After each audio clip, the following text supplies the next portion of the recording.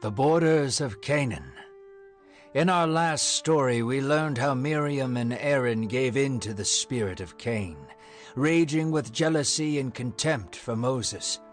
As they schemed against him, God called them into the tent of meeting and struck Miriam with leprosy. He healed her at the request of Moses. In this story, we learn how Moses sends spies to scope out the land of Canaan, and how some Israelites tremble in fear, while others rise in hope, as inspired by the book of Numbers. It was finally within reach. The Israelites could feel the gentle spring breeze dance along the grassy plains below the valley. Springs of living water flowed from every direction, and the birds chirped to the same joyful melody. The promised land was close. Canaan, the land promised to Abraham, was only miles away. God instructed Moses to send 12 of his best men to scope out the land and spy on its inhabitants. The faithful 12 left in the dead of night, remaining unnoticed by the Canaanites. Their orders were to dwell in the shadows for 40 days and come back with a report. So for 40 days the men spied. They assessed the height of their walls and the strength of their men. They explored the cities and picked the fruit. They searched for strongholds, weaknesses, camps, and armies. Silently and carefully, the men gathered all they could and brought it back to Moses. The spies returned after 40 days. The elders and many of the people gathered together to hear their report. It was night, and Moses sat and listened to the men while peering into the large fire. "It is just as God said. The land is flowing with milk and honey," one of the spies exclaimed. "However, the people there are mighty, and their cities are well built and fortified." Another spy chimed in, saying, "It gets worse. The Amalekites, the Hittites, and all of our enemies dwell in the hill country above them." Concerned mumblings could be heard around the fire. People turned to one another, clearly disturbed by their report. Yet Moses still remained silent, poking the fire in front of him. The mumbles turned into loud cries of concern and arguments. The crowd began to erupt with discomfort. Caleb, one of the spies, quieted the crowd. "Listen," he yelled. The people ceased their banter and looked up at Caleb. "Let us go and take the land. We can overcome whoever dwells there." Caleb spoke with confidence. His eyes glowed with the reflection of the fire, yet they also reflected hope. "Lunatic!" another spy shouted from the other side. "They are far stronger than we ever will be." Again the crowd erupted with concerned banter. It did not take long for the spy's bad report to spread like wildfire. Rumors, tall tales, and half-truths plagued the entire camp like a virus. "They are all giants," some people shouted. "I heard they are cannibals," some more would whisper. Soon all hope seemed lost for the people of Israel, and a faith in God was replaced by fear and rumor. The congregation raised a loud cry, and weeping could be heard for miles. Moses and Aaron were inundated with complaints day and night. "We would have much rather died in Egypt than be devoured by cannibals or fall by sword," they said. "Our wives and little ones will become their prey."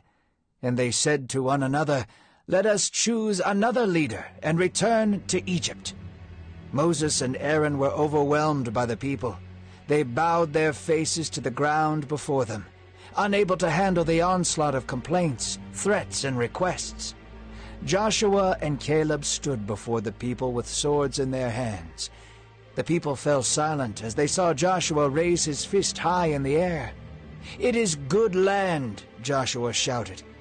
He paced the room, meeting everybody's eyes. "If God delights in us, he will give us victory. Stop rebelling, for by doing so you ensure our defeat. Do not fear the people in the land. They will be our bread." Joshua spoke passionately, but to no avail. The people surrounded Joshua and Caleb with stones. They cursed him, and fear drove them forward to kill them. Their eyes burned red-hot with rage and terror. Joshua and Caleb braced themselves for the onslaught of stones and fists. The people leapt forward to kill them, when all of a sudden the glory of God appeared as a rushing wind. God's fury interrupted their acts of fear and hatred. "How long," God asked Moses, "how long will these people refuse to believe in me? After every sign, deliverance, and provision, they still despise me."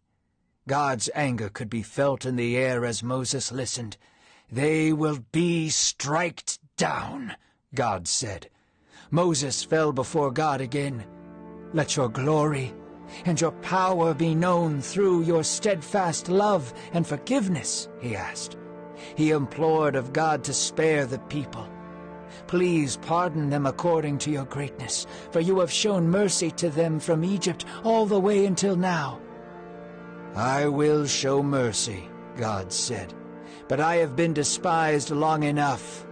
I freed the people from Egypt out of slavery. I parted seas. I cleansed water for them to drink. I sent manna from the sky and quail from the land. I have appeared in thunder, lightning, smoke, and fire. I have protected them from their enemies, and now they stand at the precipice of all I promised them."